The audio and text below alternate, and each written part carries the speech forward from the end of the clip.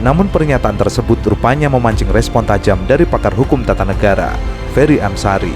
Dengan tenang namun tegas, Ferry menyebut David keliru membaca data. Menurut Ferry, jika berbicara berdasarkan indeks dan capaian internasional, justru terjadi tren peningkatan indeks pemberantasan korupsi di Indonesia sejak KPK berdiri hingga sebelum era Jokowi. Justru terjadi tren peningkatan indeks pemberantasan korupsi di Indonesia sejak KPK berdiri hingga sebelum era Jokowi, ketika lembaga tersebut masih berdiri independen dengan Undang-Undang KPK lama.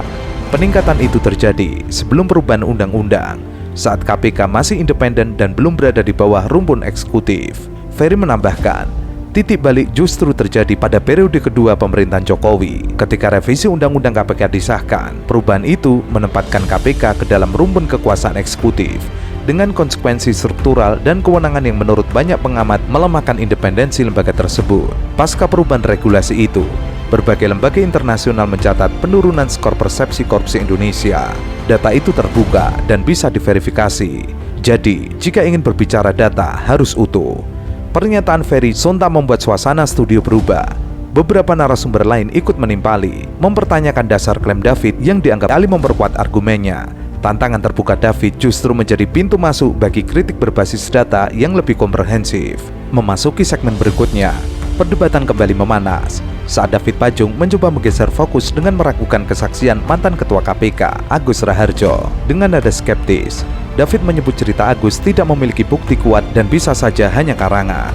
Pernyataan itu sontak memancing reaksi keras dari narasumber lain di studio. Aktivis anti korupsi Bonyamin Saiman yang hadir dalam diskusi pimpinan KPK. Pernahkah Pak Agus Raharjo curhat kepada Pak Saud tentang cerita dipanggil Jokowi itu tadi? Pernah, Pak? pada saat menjabat, Pak, tahun. Oh iya, dia bercerita.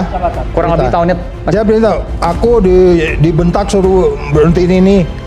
Ya itulah, Bapak pergi sendiri. Kenapa nggak ngajak saya sebenarnya gitu? Cerita baru yang muncul belakangan, melainkan disampaikan dalam konteks internal saat kepemimpinan masih berlangsung.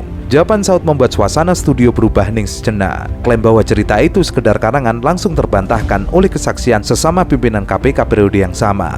David Pajung yang sebelumnya tampil percaya diri terlihat terdiam. Segmen tersebut menjadi momentum ketika pernyataan yang semula dilontarkan untuk meragukan kredibilitas justru berbalik menjadi pukulan telak di ruang diskusi publik.